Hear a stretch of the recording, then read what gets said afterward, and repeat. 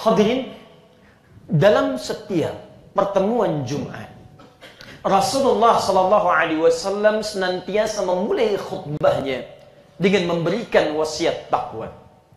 Beliau mengingatkan misal dengan mengutip Quran surah ketiga Ali Imran ayat 102. Ya ayyuhalladzina amanu taqullaha haqqa tuqatih. Hai orang-orang yang telah menyatakan dirinya beriman kepada Allah, ayo tingkatkan takwamu haqqa tuqatih, dengan serius caranya. Jangan hari ini takwa, besok tidak. Sekarang di masjid takwa, keluar masjid luntur takwanya. Di pengajian takwa, keluar majlis ilmu, luntur takwanya. Saya minta tingkatkan dengan cara yang serius dan dengan cara yang benar. Wala tamutunna illa wa antum muslimun. Dan jangan sampai kalian wafat, datang ajal, kecuali pastikan kalian benar-benar menjaga nilai takwa itu dengan kualitas keislaman yang baik. Hadirin, pertanyaannya, ketika kita dimintakan meningkatkan takwa, apa yang dimaksud dengan takwa di ayat itu? Dan apa esensinya ketika kita meningkatkan takwa di hadapan Allah Subhanahu wa taala? Itulah yang coba kita keluarkan di Jumat ini, dan kita akan ketahui kemudian itulah sebabnya. Boleh jadi rahasia setiap pekan Nabi meminta kita meningkatkan takwa di hadapan Allah Subhanahu wa taala. Hadirin, kalimat takwa di dalam Al-Qur'an seluruh derivasinya setidaknya disebutkan sebanyak 115 kali. Dari 115 kali penyebutan ini, para ulama meneliti dari surah pertama sampai surah yang terakhir dan menyimpulkan bahwa takwa yang dimaksudkan terklasifikasikan pada dua bagian utama. Jadi jika Anda menemukan kalimat takwa dalam Al-Quran, tidak akan keluar dari dua konteks ini.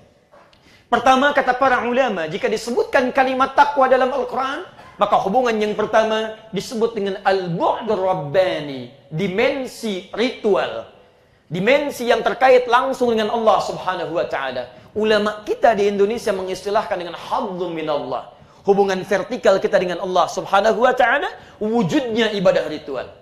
Contoh, kalimat takwa pertama dalam Al-Quran disebutkan di Quran surah kedua Al-Baqarah, ayat kedua turunannya ayat 3 sampai dengan ayat 5-nya. Mari kita lihat kalimat takwa pertama. Dzalikal kitabu la raiba fi hudal lil muttaqin. Kitab Al-Quran ini jangan pernah Anda ragukan kandungannya. Dari Al-Fatihah sampai An-Nas.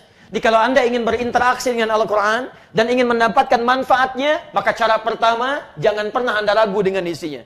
Kata Quran, katakan ini, katakan. Lakukan ini, lakukan. Tinggalkan ini, tinggalkan. Jangan banyak ditanyakan. Kalau belum paham, imani dulu. Dengan iman, hikmah akan datang. Begitu Anda ragu dengan itu, maka manfaat akan diberikan oleh isi Al-Quran. Hudal lil muttaqin. Quran akan memberikan banyak pedoman, petunjuk dan kemuliaan bimbingan bagi orang takwa. Muttaqin. Siapa orang takwa di situ? Mari kita lihat turunan ayatnya. Ayat ketiganya. Alladzina yu'minuna bil ghaib wa yuqimunas shalah. Yaitu orang-orang yang yakin kepada Allah walaupun belum nampak dalam pandangannya, disebut iman. Yakin pada yang tampak disebut dengan ilmu. Kalau saya katakan ini mikrofon, Anda yakin karena Anda tahu ilmunya, itu disebut dengan ilmu. Tapi Anda yakin pada sesuatu yang belum tampak dalam pandangan Anda, itu disebut dengan iman. Orang takwa itu ketika dia iman kepada Allah walaupun belum tampak dalam pandangannya saat ini di bumi. Lalu dia buktikan keimanannya. Perhatikan ciri takwa yang pertama. Wa yuqimunas shalah. Orang takwa itu orang yang mau membuktikan keyakinannya kepada Allah dengan cara menunaikan salat.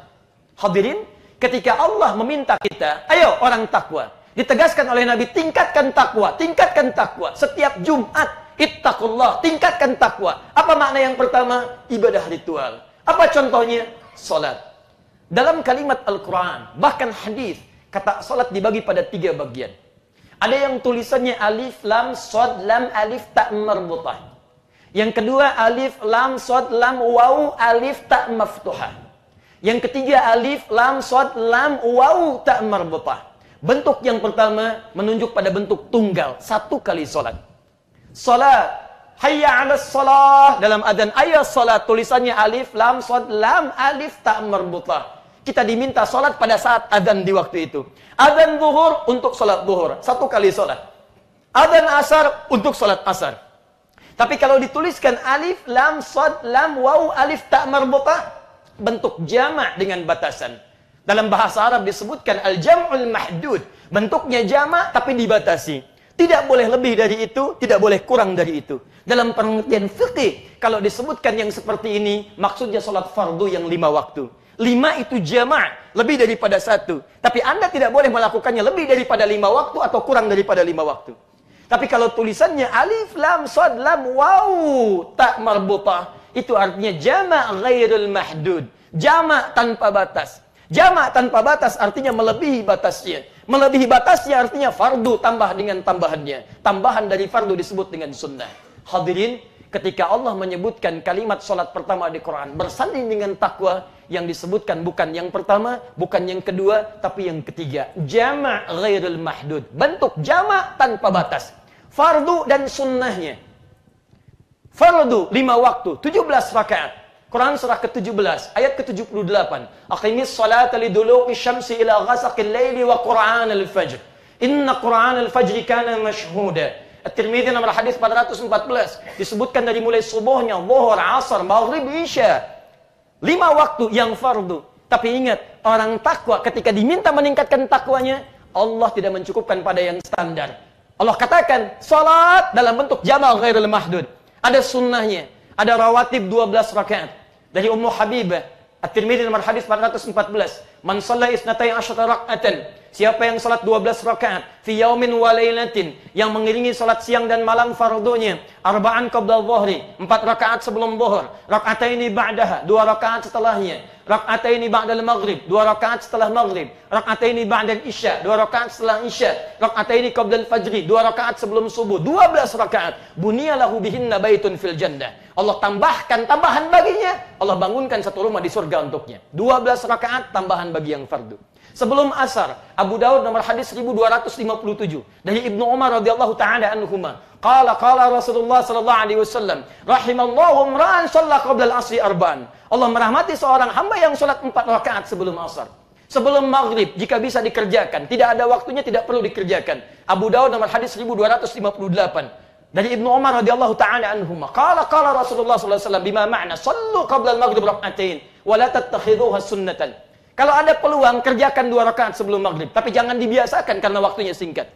Hadirin, malamnya ada tambahan lagi. Disebut dengan tahajud. Quran surah 17, ayat 79 sampai 80. Wa minal laili fatahajjad bihi nafilah. Di antara sementara malam, gak usah semuanya. Silahkan istirahat dulu, tidur dulu. Malam bangun, tunaikan tahajud. Ada witirnya, ada qiyamul lailnya. Jika Anda disebutkan oleh Nabi setiap Jumat, ayo tingkatkan takwa. Tingkatkan takwa. Yang dimaksud oleh Nabi, coba tingkatkan ibadah ritual kita kepada Allah Subhanahu wa taala. Jangan cuma dicukupkan fardunya. Anda usia 40 tahun, ada anak usia 4 tahun. Anak ini usia baru 4 tahun, balik belum, hisab belum berlaku, sudah mencoba sholat 5 waktu. Subuh dia sholat, zuhur dia sholat, asar dia sholat, maghrib dia sholat, isya dia sholat. Bahkan Jumatan sebelum tiba, dia sudah ke masjid. Anda dikasih 40 tahun, 50 tahun, 60 tahun, sudah balik, lewat balik, cita-cita surga, Masya Allah, sampai sekarang masih 5 waktu.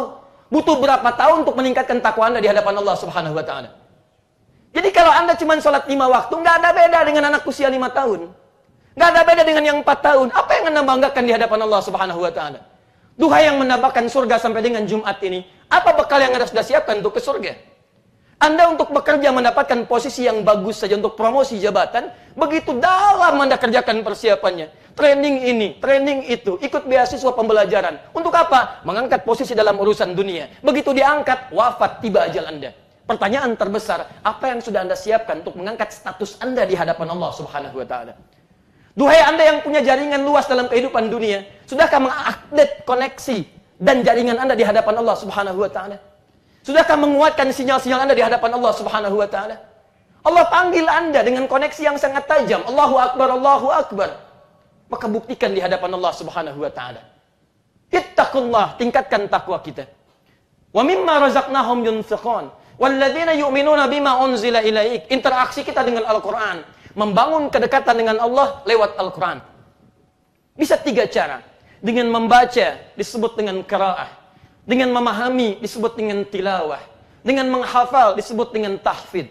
Dari sekian yang Anda baca dalam kehidupan, status WhatsApp yang dibaca, status Facebook yang diupdate, status Instagram yang ingin ditampilkan. Pertanyaannya, berapa kali status Anda di hadapan Allah sering diaktifkan dan diupdate dalam keseharian?